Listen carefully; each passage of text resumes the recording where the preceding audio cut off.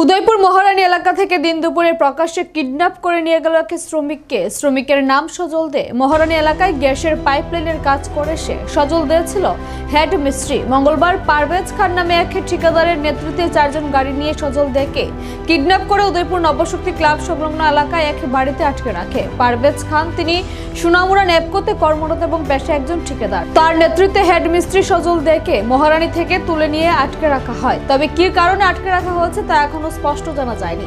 যদিও পরবর্তীতে আরকিপুর থানার পুলিশের সহযোগিতায় সজল দেকে উদ্ধার করা হয়, তবে এক্ষেত্রে পুলিশ কাউকে আটক কিংবা কোনো ধরনের মামলা গ্রহণ করেনি থানায়। দিন দুপুরে প্রকাশ্যে শ্রমিককে কিডন্যাপ করে নিয়ে যাওয়ার ঘটনাটি উদয়পুর শহর জুড়ে চাঞ্চল্য সৃষ্টি হলেও কোনো এক অশুভ শক্তির কারণে পুলিশ কোনো ধরনের ভূমিকা নিচ্ছে না। আমরা সাইডে তাই কাজ করি, ঠিক আছে? কি নাম? তার নাম হচ্ছে সজল দে। তো তাই আমরা সাইডের হেডমিস্ত্রি হিসেবে কাজ করে।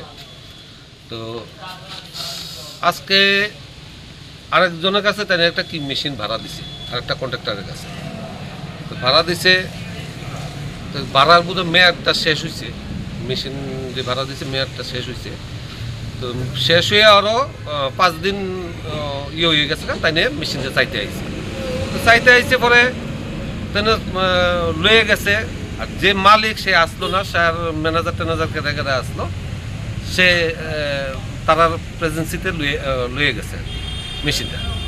লয়ে যাওয়ার পরে আজকে হঠাৎ করে সকালবেলা যে মালিক গিয়া মহারানী থানাতে, আমরা যে জায়গাতে কাজ করি মহারানী থানাতে জুরিডিকশনটা মহারানী পিএস, তো মহারানী থানাতে তানের রেজিস্ট্রে একটা মানে ক্লেম করছে আর কি, হ্যাঁ মৌখিকভাবে করছে। তখন আমার ম্যানেজারের ডাকাই আনছে। আনার পরে কইছে মনে স্যার এটা তো আমার মেশিন, এটা মেয়াদ শেষ হয়ে গেছে গা, 15 দিনে আমি এগ্রিমেন্টে দিছি, এগ্রিমেন্ট পেপারও দেখাইছে, এগ্রিমেন্টে দিছি মেয়াদটা শেষ হয়ে গেছে গা। তো আর এরপরও আরও 5 দিন আমি ওর কাছ রাইখা ইয়েটা আনছি। হ্যাঁ, আনার পর আমি তো আমার মেশিন আমি লুয়ে বুঝছি। তখন মহারানীর যে ওসি সাহেব আছে স্যার এটা মীমাংসা করে দিছে।